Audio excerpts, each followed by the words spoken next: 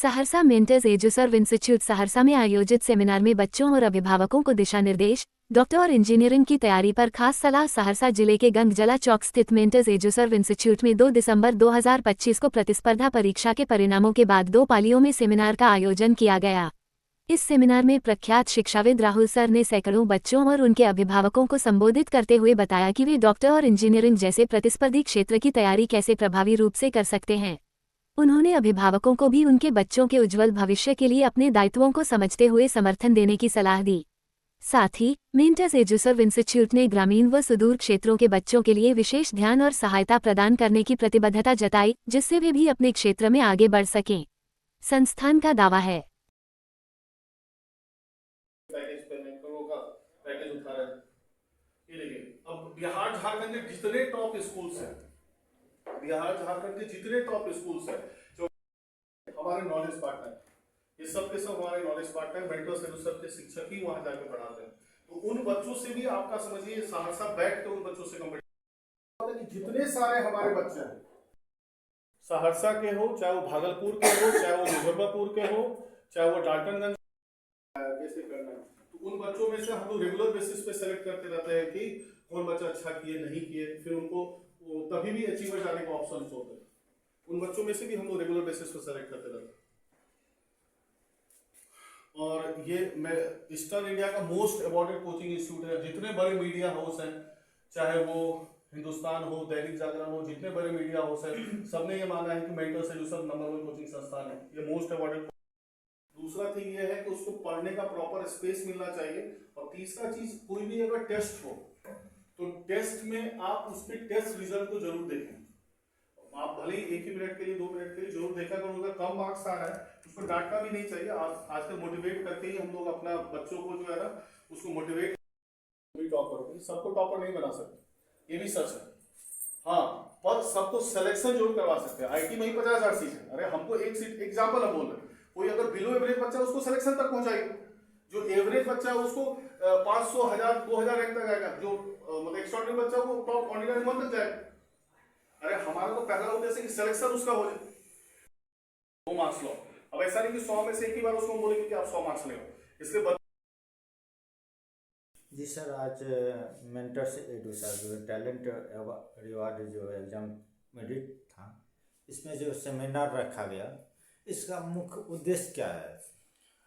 Sir, हम लोग जो है एक रिवॉर्ड एग्ज़ाम कंडक्ट करवाए थे बिहार झारखंड के सारे डिस्ट्रिक्ट में, जिसको हम लोग मीटर का नाम देते हैं, मेंटर्स एजुसर्व टैलेंट रिवॉर्ड एग्जामिनेशन। आज उसका रिजल्ट डिस्ट्रीब्यूशन था और साथ में करियर काउंसलिंग सेमिनार भी था कि मतलब बच्चों को आगे कैसे पढ़ना चाहिए, किस तरह करना चाहिए। तो ये बेसिकली मैंने बताया। मैं खुद एक शिक्षक हूँ, सीनियर फैकल्टी हूँ, लगभग 19 साल से इस इंडस्ट्री में पढ़ा रहा हूँ और खुद मैं केमिस्ट्री पढ़ाता हूँ। कितने सारे मेरे बच्चे जेई और नीट में क्वालिफाई किए हैं।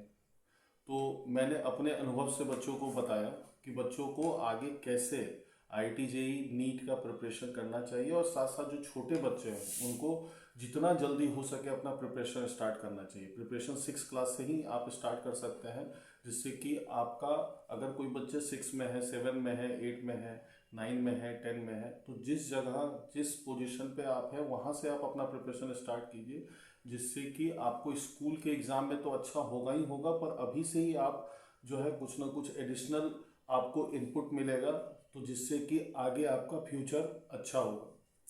वहीं कुछ जो ग्रामीण इलाकों से जो बच्चे यहाँ आपके मेंटर्स एजुसर्व टैलेंट रिवार्ड एग्जाम में जो मेरिट लिस्ट में है, अगर वह यहाँ आवासीय सुविधा अगर है, अगर वहाँ से आना चाहता है तो उसके लिए आप क्या करना चाहते हैं? नहीं, जैसे हम लोगों ने जो सर जो भी बच्चे हैं जिस क्लास के, हम लोगों ने बहुत इकोनॉमिकल बेसिस पे, तो उनको हमारा जो फीस है उसमें उसको कहीं ना कहीं स्कॉलरशिप मिला है जिस लेवल का जिस बच्चे ने एग्ज़ाम दिया है।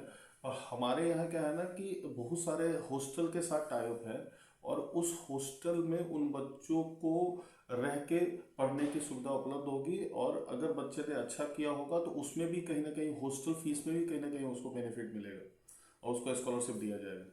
अगर ग्रामीण क्षेत्रों का तो स्थिति सर आप जानते हैं अगर उन लोगों के किसान परिवार से या गरीब मजदूर परिवार से बच्चे आपके यहाँ पढ़ना चाहते हैं तो उसके लिए आप क्या व्यवस्था की?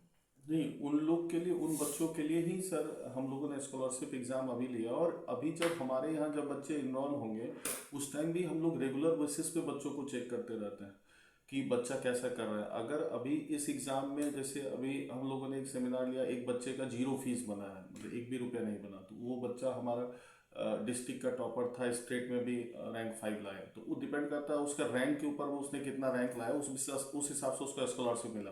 अगर बच्चे का फीस अगर कुछ बना भी है तो उसको आगे भी अपॉर्चुनिटी रहता है जब हमारे वो इन्वॉल्व हो जाता है, क्योंकि हम लोग फीस एक बार में नहीं लेते हैं। आपका जो भी जिसका नॉमिनल फीस बना होगा, सपोज दैट किसी बच्चे का फीस मान लीजिए कि 20,000 रुपये बना, तो 20,000 एक बार में उसको नहीं पे करना होता, इंस्टॉलमेंट में पे करना होता। उसने अगर पहला इंस्टॉलमेंट दे के यहाँ एडमिशन लिया तो बाद में भी उसके पास अपॉर्चुनिटी रहता है कि वो और अपना जो है अच्छा करे, जिससे कि आगे उसको और भी बेनिफिट्स मिल पाए।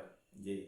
अगर जो किसान परिवार से या मजदूर परिवार से, वो कितना किस्त में आपको पेमेंट करते? नहीं, अलग अलग इंस्टॉलमेंट बना हुआ है सर, 3 इंस्टॉलमेंट, 4 इंस्टॉलमेंट।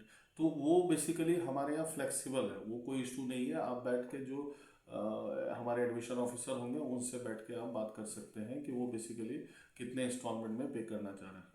जी। अपने आज के जो सेमिनार हुई हम्म। उनके माध्यम से जो आपने बच्चों को समझाए, उसके लिए आप विशेष रूप से जो एपीआर नहीं हो पाए उसके लिए आप क्या कर सकते हैं? नहीं, हम लोग अभी फिर रेगुलर बेसिस पे एक और अभी सेमिनार करेंगे जिसमें कि जो बच्चे आज किसी कारणवश नहीं आ पाए उन बच्चों को हम लोग फिर से इनवाइट करेंगे।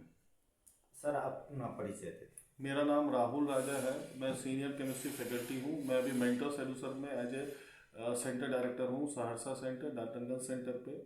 और खुद मैं 19 साल से लगभग इसी इंडस्ट्री में पढ़ा रहा हूँ। मैंने अपना जो मैंने इस पूरा करियर में पढ़ाया है वो अभी पटना पटना में तो मैं पढ़ा ही रहा हूँ, साथ साथ सहरसा डाल्टनगंज सेंटर को देख रहा हूँ। पटना आने से पहले मैंने कोटा में अपना सर्विस दिया है, दिल्ली में सर्विस दिया है। और अपने इस पढ़ाने के दौरान मैंने बहुत सारे टॉप रैंकर्स बच्चों को पढ़ाया। इस साल भी आशीष राज जो बिहार झारखंड का वन ऑफ द टॉपर था जेई एडवांस का, तो वो मेरा ही स्टूडेंट था जो पटना के मेंटर्स पटना के बेली रोड सेंटर का बच्चा था। जी, थैंक यू।